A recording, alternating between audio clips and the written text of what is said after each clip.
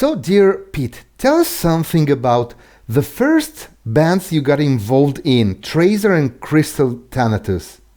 Well, we all started somewhere, and I had a couple of bands, and in the late 70s, we all agreed that we want to play more heavier music, more metal, Yeah. and there were not many metal bands around in Sweden. This was like way before Europe and all that, and so my first metal band was Tracer, and we kind of, maybe we were in the category of new wave of British heavy metal, kind of that category. But and then I formed Crystal Thanatos.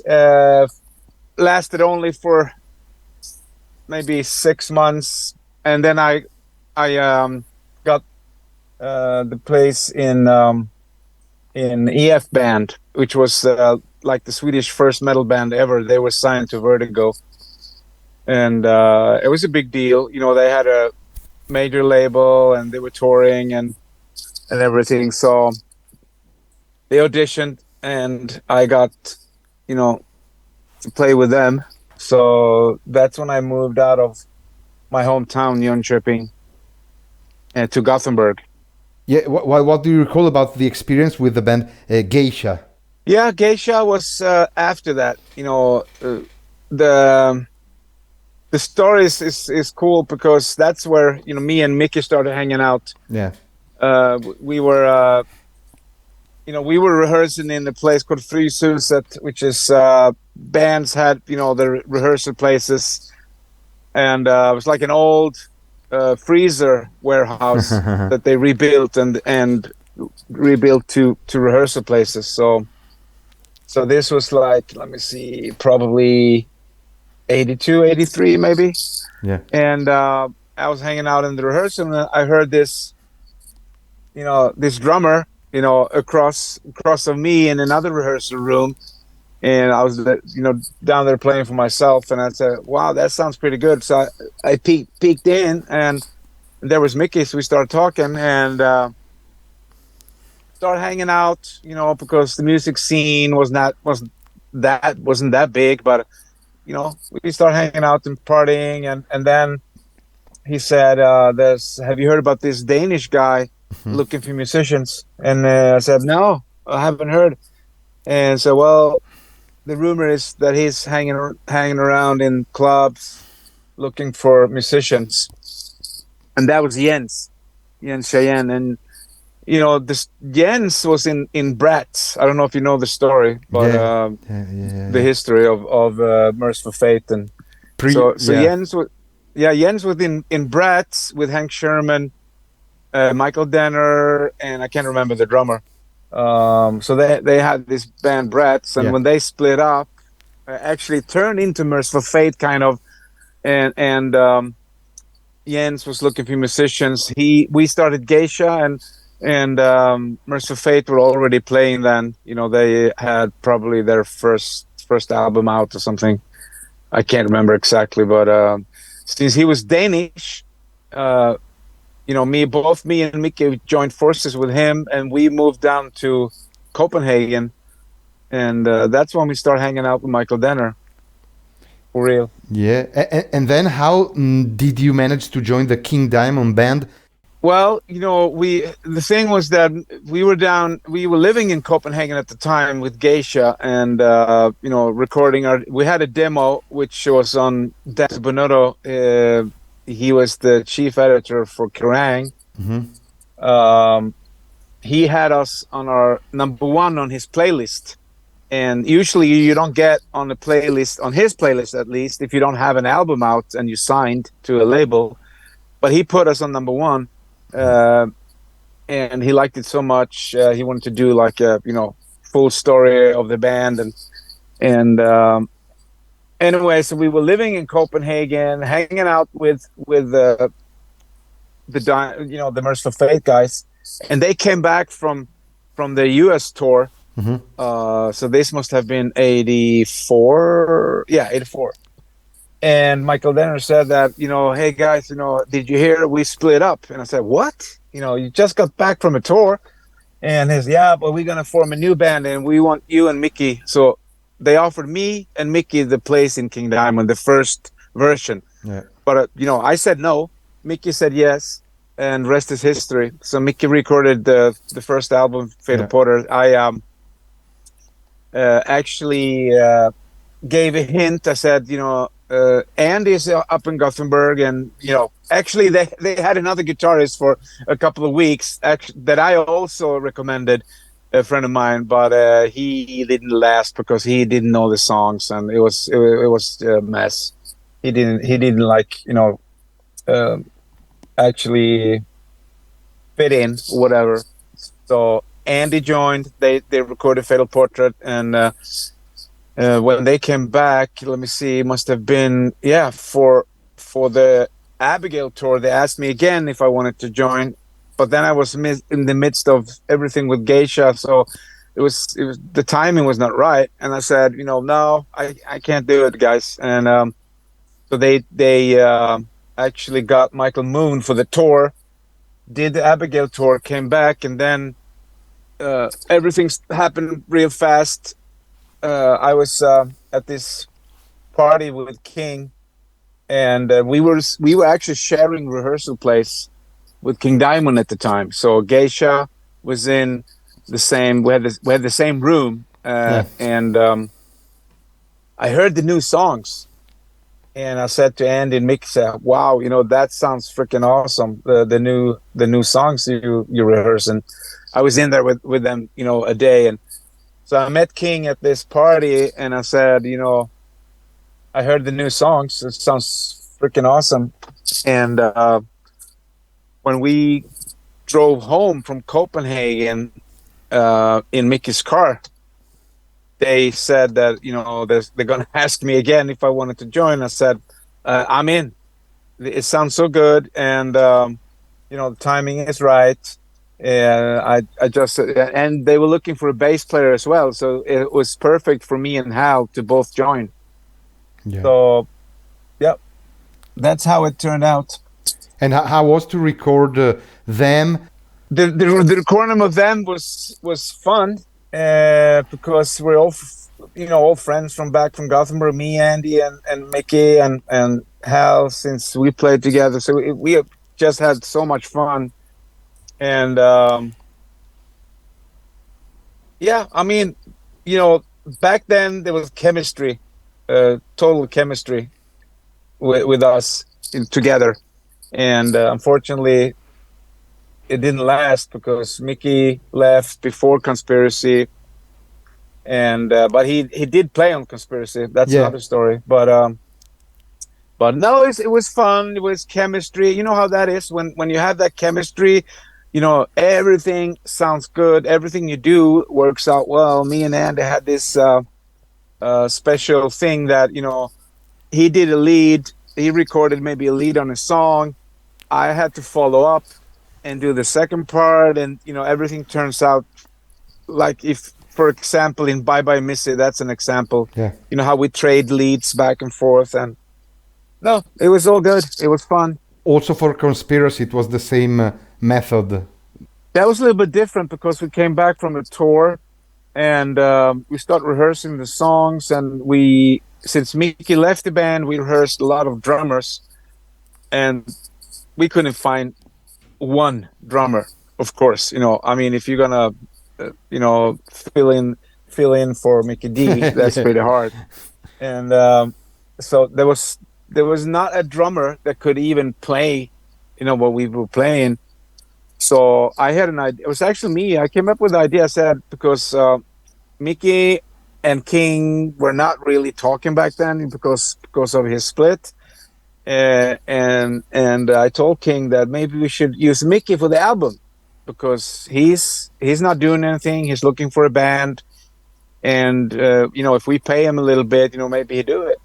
And so that's how it turned out. Because me and Hal and Mickey, we were out partying almost every night together. So we were still friends, hanging out, and meeting, and First, Mickey didn't want to do it, but I convinced him because he needed the money and he thought it would be fun. So what happened? We went into rehearsal, and all songs were pretty much written, but we arranged with Mickey. So some parts turned out different, and small changes here and there, but it was good. I think the album turned out good, and since Mickey did it, would have been a disaster if Mickey didn't play. While during the tour, I mean, you did a lot of party. Were there any rock and roll excesses back then in your lifestyle? Party every day was, so I mean, I quit drinking Yeah, that same year because I turned into a crossroad, yeah, yeah. uh, 89, and so I'm clean and sober. Haven't taken a drop, nothing in my system for almost 35 years. Yeah, yeah. So yeah, it's, I mean, there was crazy times. We did so much crazy stuff. There was I can write a book about it someday. Well, VI features a song written by you, Father Picard. What can you tell us about the birth of this song?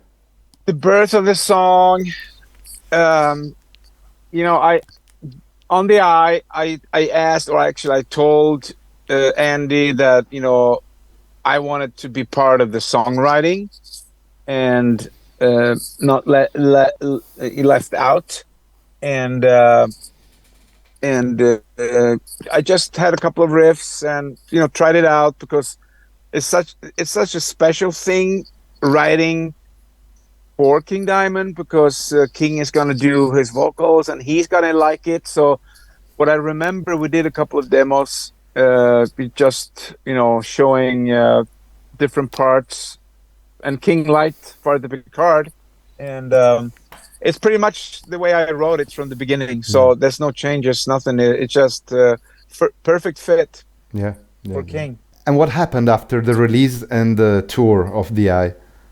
What happened? We got dropped by our label, so we didn't have a record contract, Okay. and uh, it was hard times back then. Early '90s. Grunge was coming up, metal was kind of out, and you know, um we were looking for. I mean, we got dropped by Roadrunner, or dropped. I mean, the contract probably when it was only for that album or something. I don't know. I have no idea because I was not involved in King's business like that. And but what happened was I started Black Totem, Yeah, and at first it was like a side project, for me, just doing something, and you know. I think that some journalists kind of quoted me wrong, that I quit the band. So King called me up and said, I heard a rumor, you're quitting the band. I said, no, I'm not quitting the band.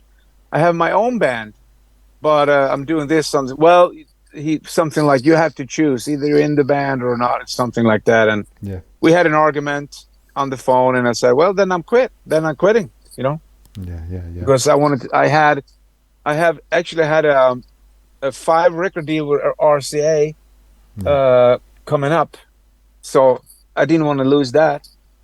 Now I lost it anyway because the singer that I had was complete moron. He didn't wanted to fly out for. We were offered like this deal with RCA, and they said the only thing they needed was to see us playing live. So it was my manager setting this up with them. I remember they wanted to do like, live gig in a rehearsal place, just for them, just a showcase for them coming down, and he was probably bringing some other labels down for the showcase. So he said, you just have to fly out the singer, and at the time the drummer was Snowy, and so it was me, Snowy, bass player called Joel, and the singer Tony. Yeah. And so I called back to Sweden and said, I'm gonna give you an airplane ticket, and you're going to fly out. They're going to do a showcase gig." And he kind of, "Oh, I don't have the time, blah blah blah bullshit." And I said, "Are you serious? This is, we have a record deal coming up. We only have to do this gig. We only have to play for these record labels."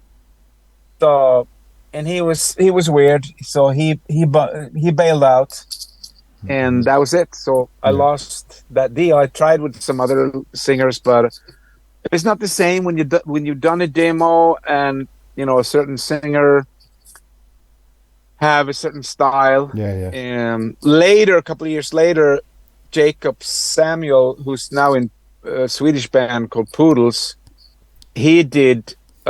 He joined the band, and we did a couple of demos with him. And he actually did those songs Yeah. close to that Tony Yeah. guy that I had from the beginning. Can you disclose any of your present musical projects with our listeners? Uh, I have two things going on, and I can't say nothing Yeah. because it's pretty much secret what I'm doing right now with the people involved.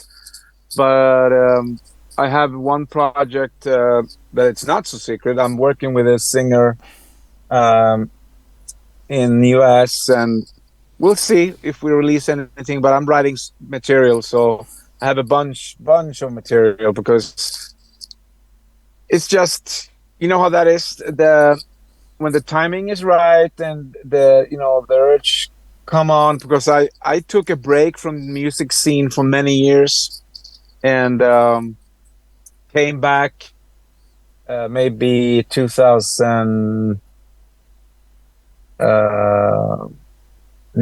maybe Mm-hmm. 2000, yeah, 2009, when I moved to Florida first time.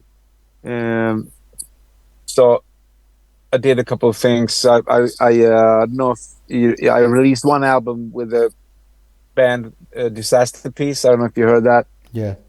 And so I did that, but then again, it was hard to. Metal was not like, and it was hard to find anything to do. So nothing happened for a while with me.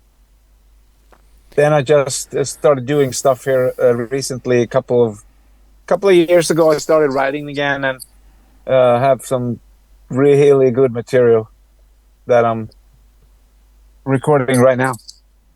Which final message and greeting would you send to your Italian fans? Well, that for sure, the King Diamond fans are the most loyal fans ever, and we all appreciate that. Uh, and this is so true. I mean, I've been in the music industry. I know so many people, but the fans of King Diamond are the most loyal ones, and I really appreciate all you guys that are out there. And I promise you, if you just stay put, wait a little longer, there will be something amazing coming out pretty soon.